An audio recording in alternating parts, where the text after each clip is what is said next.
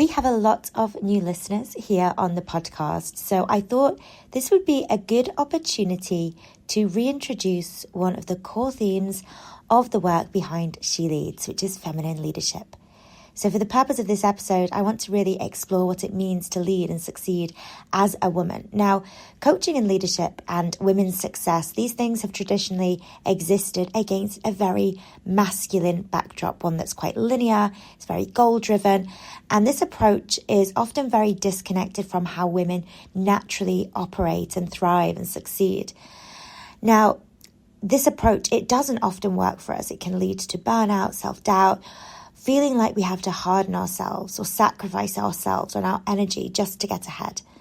Now, one of the core missions behind She Leads is to really rewrite that story, helping women lead and succeed and create an impact from a place of wholeness, integrating their strength with softness, their ambition with ease, and success with self-trust. So if you are new here or you are returning, welcome.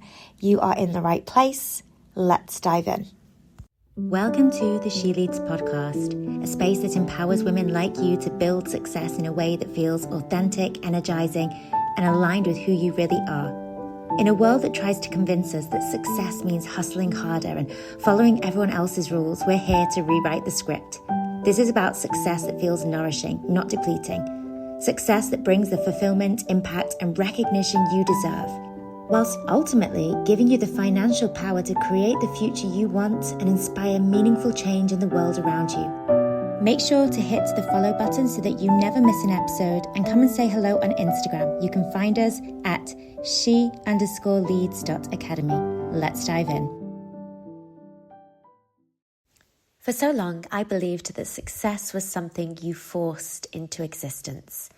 I thought the only way to create the life I wanted was to work harder, move faster, push through exhaustion, and prove my worth through relentless action.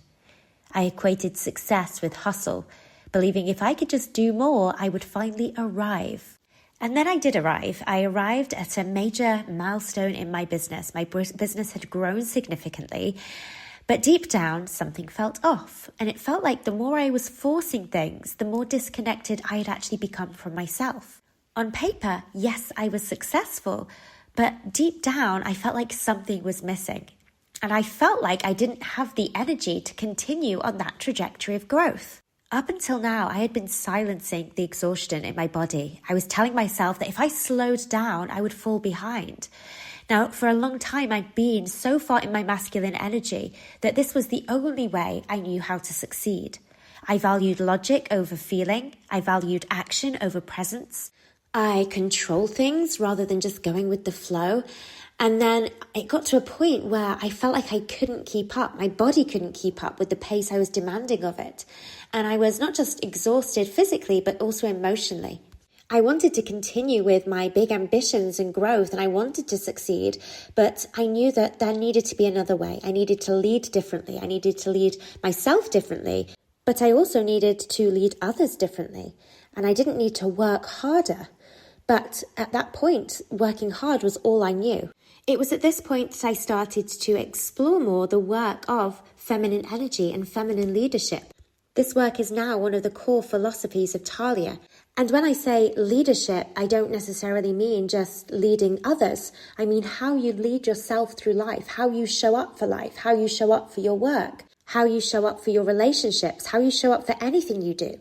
Are you leaning into your masculine and often pushing or forcing things to happen? Or have you learnt to embrace your feminine energy more? So starting with this philosophy then is releasing the belief that more effort equals more success. We are taught to believe that hard work is the only way to success, and that the faster we move, the more we push, the more we sacrifice, the closer we get to our desires. But feminine leadership asks us to question this belief. What if success didn't come from doing more, but from being more in alignment? What if ease and flow and intuition could be just as powerful, if not more so, than strategy and effort? Now, if this is new to you, maybe you're scoffing at this, because I certainly did. I remember hearing this and thinking, well, it's hard work that's got me here, so I know that hard work does actually work. It does create success. And I didn't necessarily believe that the feminine way would work for me. I prided myself on my hustle and my drive and my ability to outwork others. I felt like in the early days of my business, it was that hard work and hustle that got my business off the ground. But I did understand that it wasn't sustainable. I knew that I had to try a different way. And what happened when I did start to slow down more is that I began to notice something. The more I slowed down, the more clarity I had. The more I listened to my body's rhythms, the more energy I had, the more I honored my own way of leading, the more effortless things fell into place for me. So I was still ambitious, still building, still creating, but this time I wasn't forcing it. I was receiving it. I was attracting it. But to get to this place, I had to release that belief that hard work is the only way to success. Now, the second pillar of this philosophy is leading with intuition. Intuition is our feminine superpower. It's that quiet voice within every woman, that knowing, that feeling, that pull towards what is right for you. But in a world that values logic over instinct, we often ignore our intuition. We second guess it, or we wait for perhaps external confirmation before we trust ourselves. We overthink things, we overanalyze things, rather than going with our gut. Feminine leadership is about turning back to that inner voice, trusting your body, your emotions, and that your intuition are guiding you towards exactly what is meant for you. I used to love problem solving. I used to overanalyze every single decision. And I realized that since then, the most successful aligned decisions I've made have not come from overanalyzing, but from feeling into the decision, from sensing when a path is right, from recognizing when something wasn't in alignment and allowing myself to walk away, even when it doesn't make logical sense. The thing with intuition is it doesn't scream, it whispers. So we have to listen quite hard to actually hear it. But when we do learn to listen, you will find that it leads you exactly where you are meant to be. Now, the next pillar of feminine leadership is surrendering to the natural rhythms of life. Masculine energy thrives on structure, planning, control. And sometimes it's quite nice to have a plan and have a structure in your day or in your life. But feminine energy moves in cycles, it moves in rhythms, and there's an element of trust involved.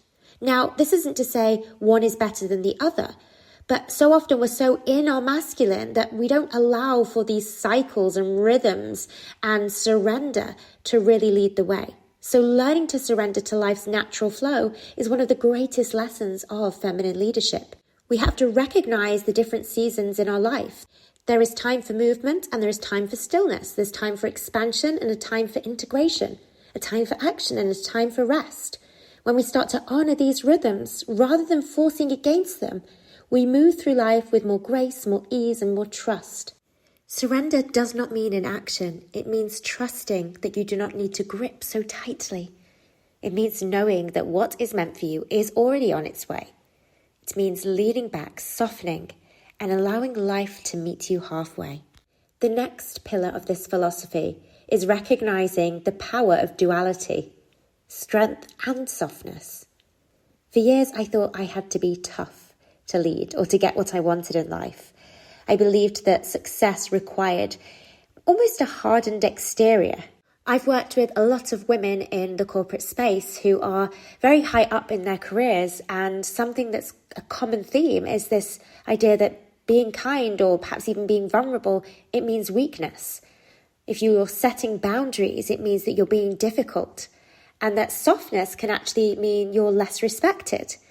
Now, what I know to be true is that true leadership is a blend of both strength and softness. Creating the outcomes that you want, whether that's in your life or in your work, it requires both the strength and the softness. And it's knowing that you can be gentle and yet you can still be very powerful. You can be compassionate and yet you can still command respect. You do not need to force or push or harden yourself to be taken seriously. You can lead with love, with grace, with ease, and still be magnetic, still be unstoppable. The world does not need more women burning themselves out to prove their worth.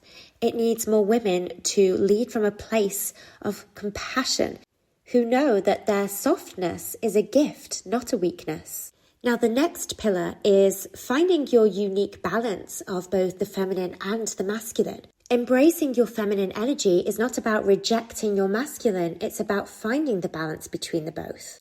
Some moments will call for action, others will call for flow. Some decisions require logic, others require a deep inner knowing.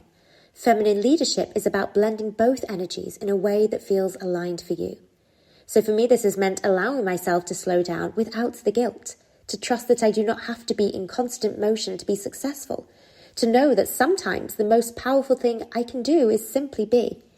The final pillar of this philosophy is recognizing that feminine leadership is not about dreaming smaller. It's not about settling for less or giving up on our big ideas and our big goals. It just means going about them in a different way. There's a myth that slowing down means giving up on ambition, and this is not true. Softening doesn't necessarily mean it will take longer to reach success. I now know that we can get there faster and easier when we are in alignment. When we stop operating from stress and overwhelm, we make better decisions. When we stop resisting and forcing, we move with greater ease.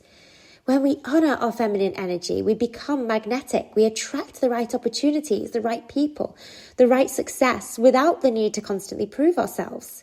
Success is not meant to feel like a struggle. When we lead from our feminine, success flows with more ease, more alignment, and more authenticity.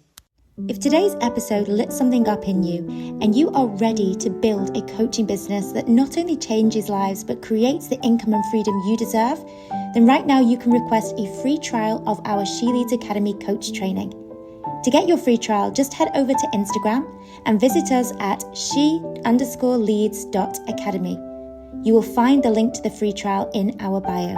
I cannot wait to see what's possible for you.